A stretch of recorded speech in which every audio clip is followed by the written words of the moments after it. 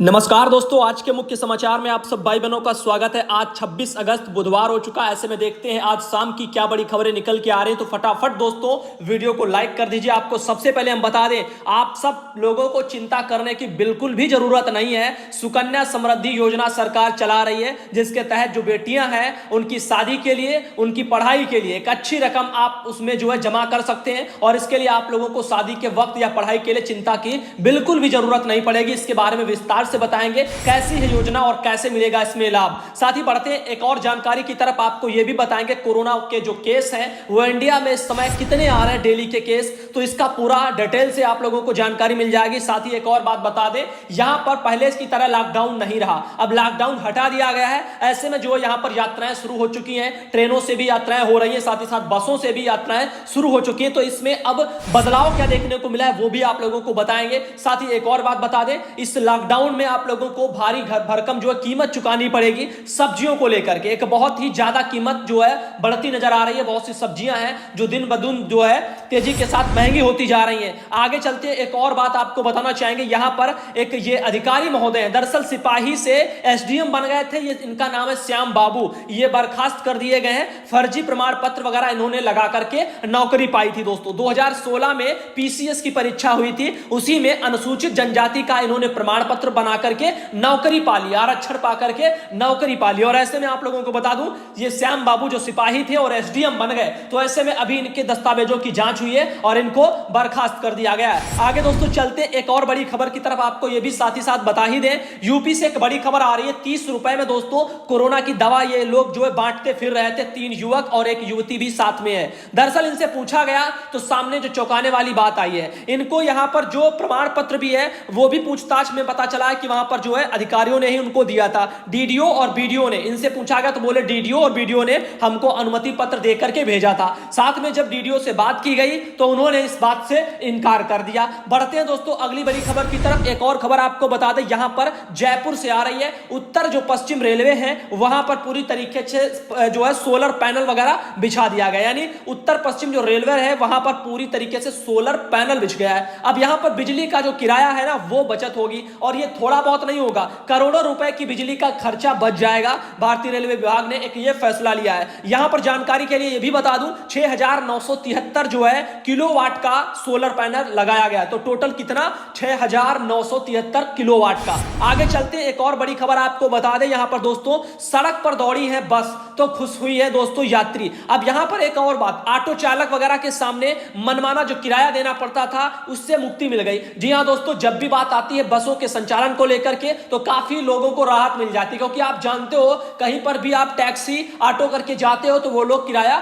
ज्यादा लेते हैं, इसीलिए इंसान ज्यादातर जो गरीब इंसान बसों से सफर करता है। एक और बात आपको बता दें, बिना मास्क के लेकिन अब अनुमति नहीं मिल रही है अंदर, तो यदि आप बसों का सफर का आनंद लेना चाहते हो तो मास्क लगा करके ही अंदर जाना। एक और बात बता दें, एक और बड़ी खबर आ रही है। जो खबर है, पहली बात तो ये बता दूं, राजधानी पटना में देखने को मिला है, वहां पर लॉकडाउन लंबे अरसे से चल रहा है और ऐसे में अभी यहां पर खोल दिया गया है। एक और बड़ी खबर आपको बता दें, 40 किलोमीटर के सफर में दोस्तों 3 बार ये टोल प्लाजा वगैरह लगा दिया गया। एक जो खबर है ये आपका एनएचआई वगैरह के जो मानक हैं उनको यहां पर 2 टोल प्लाजा के बीच में कम से कम 50 किलोमीटर की दूरी अनिवार्य रूप से होती है। लेकिन यहां पर जो आपका कुशीनगर से गोरखपुर यदि आप जाओगे तो वहां पर सोनौली वगैरह बॉर्डर की तरफ जाने पर 40 किलोमीटर की दूरी वगैरह पर ही वाहनों को 3 बार पड़ रहा है। मानकों को तार पर रख करके आपके एनएचएआई वगैरह की इस मनमानी का ट्रांसपोर्ट जितने भी संगठन वाले हैं उन्होंने विरोध भी जताया, क्योंकि यह गलत है। लगभग जो है यहां पर 40 किलोमीटर की दूरी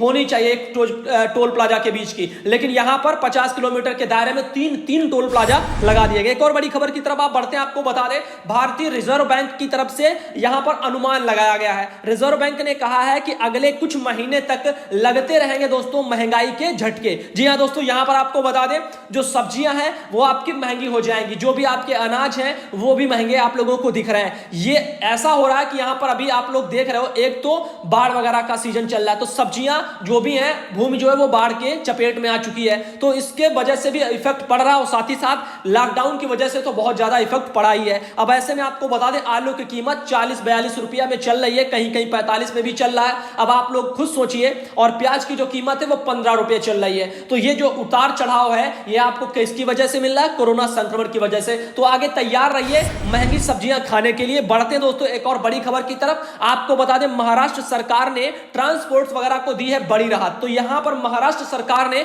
एक राहत भरा फैसला लिया है, माफ कर दिया है दोस्तों 700 करोड़ है, 70 करोड़ नहीं है। तो 700 करोड़ का जानकारी मेरे पास आई थी। 700 करोड़ रुपए का जो रोड टैक्स है वो जो ट्रांसपोर्ट वाली कंपनियों को महाराष्ट्र सरकार ने माफ कर दिया है पूरी तरीके से। तो सीएम है उद्धव ठाकरे, उन्होंने यह फैसला दोस्तों ले लिया है। एक और बड़ी खबर की तरफ बढ़ चुके हैं। आपको बता दें कोरोना अपडेट आ चुकी है 24 घंटे में दोस्तों 67,000 नए मामले सामने देखने को देश में आए हैं एक दिन में। वहीं पर आपको बता दें डेथ की बात करें तो 1059 लोगों की हुई है। साथ ही बता दें यहां पर संक्रमितों का यदि आंकड़ा टोटल देखा जाए भारत में तो 32 लाख लोग दोस्तों संक्रमित हो चुके हैं भारत में। बढ़ते दोस्तों एक और बड़ी खबर की तरफ। आपको और बता दें पंचायत जो चुनाव है वो 6 माह बाद वगैरह कराए जा सकते हैं। ऐसा जानकारियों में आ रहा कि पंचायत चुनाव अभी टाल दिए जाएंगे। 25 दिसंबर को दोस्तों यहां पर प्रधानी वगैरह का बस्ता सब जमा हो जाएगा, यानी पंचायत चुनाव होने थे इसके बाद में। अब यहां पर कोरोना संक्रमण की वजह से चुनाव हो नहीं पाएंगे। तो अभी उम्मीद यह है कि मार्च के समथिंग चुनाव देखने को मिलेंगे।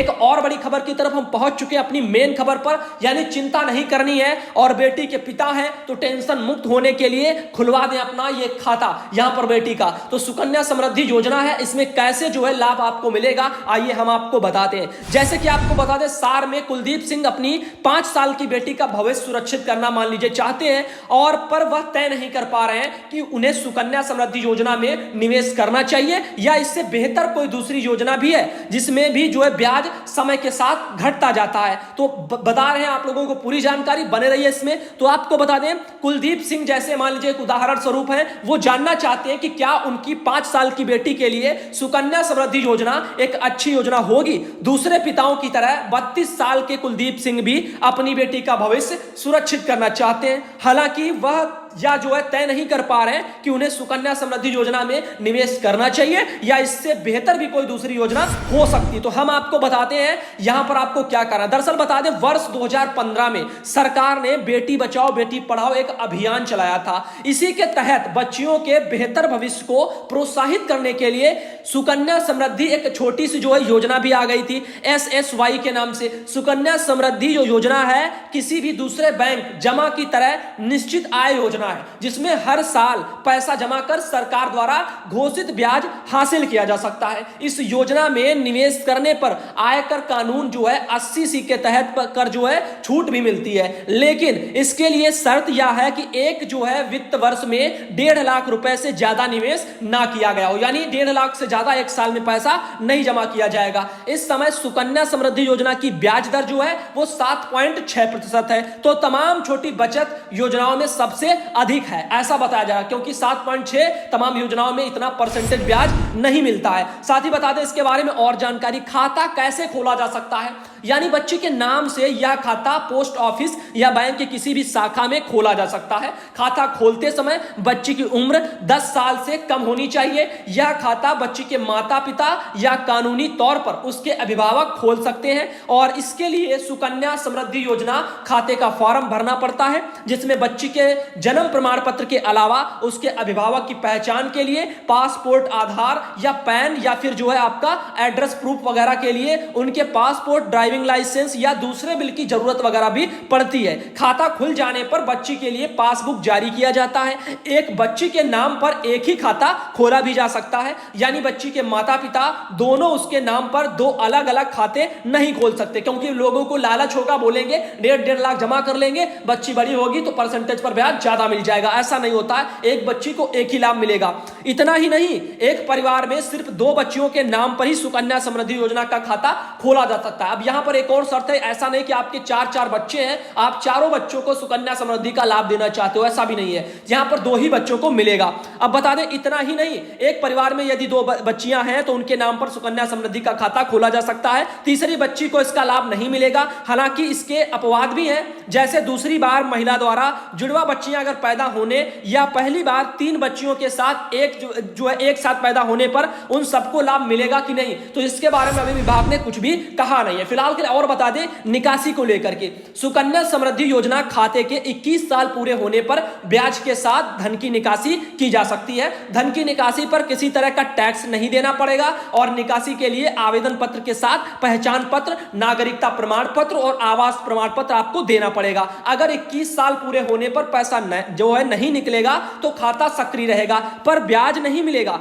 और यहां पर लिखा है तय समय से पहले खाते में 50% धन की निकासी की जा सकती है, पर यह निकासी दो ही आधारों पर संभव है, या तो लड़की की शादी हो या उसके उच्च जो है अध्ययन के लिए पैसे की जरूरत हो, पर इसके लिए लड़की का 18 साल का होना भी जरूरी है, यह भी यहां पर शर्त रखी है। साथ ही बता दें क्या आपको यह खाता खोलना चाहिए, किसी भी निश्चित जो है रिटर्न निवेश योजना की तरह आपका SSY योजना में भी ब्याज समय से साथ जो है घटता जाता है। वर्ष 2015 की 9.1% ब्याज दर की तुलना में अब इसकी जो ब्याज दर है वो 7.6% ही रह गई है, जो भविष्य में और कम भी होगी, ये और भी घटेगा। लेकिन यह योजना उन लोगों के लिए अच्छी है जो अपनी बच्ची के आर्थिक भविष्य के लिए कहीं और निवेश नहीं कर सकते। इस योजना से प्राप्त धन का उपयोग दो ही काम के लिए करना चाहिए, बच्ची की पढ़ाई या फिर उसकी शादी। आपकी बच्ची को अगर उपहार में रुपए मिलते हैं तो भी उसे भी जो है आप उसके खाते में डाल वगैरह देना, बुद्धिमानी वगैरह बताई जा रही है। खास तौर पर और बता दें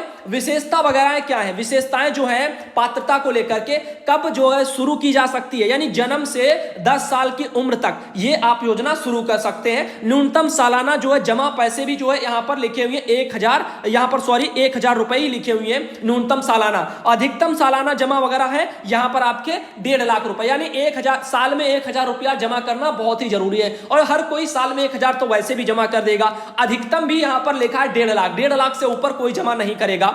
मैच्योरिटी की अवधि जो है वो 21 साल की है, यानी 21 साल पूरा होगा तब पैसे निकल आएंगे। वहीं पर निकासी की यदि बात कर ले तो 21 साल, यानी पैसा तो 21 साल में 18 साल में भी निकल आएगा। 18 साल का यदि बच्ची होती है तो यहां पर पैसा आप निकाल सकते हो आधा, और लेकिन यहां पर वैसे जो पूरा मैच्योरिटी की जो अवधि है वो 21 साल है। और साथ ही भुगतान का जो माध्यम है वो नगद भी है, चेक भी है, और साथ ही डिमांड ड्राफ्ट भी है और ऑनलाइन भी है। तो यहां पर पैसा निकासी का कोई झंझट आपको बाद में भुगतान का नहीं रहने वाला। तो आज का यह वीडियो कैसा लगा, जानकारी अगर काम की है तो वीडियो को लाइक करना और कमेंट बॉक्स में जय हिंद जरूर लिखना। मिलेंगे दोस्तों सुबह की तमाम बड़ी खबरों के साथ में।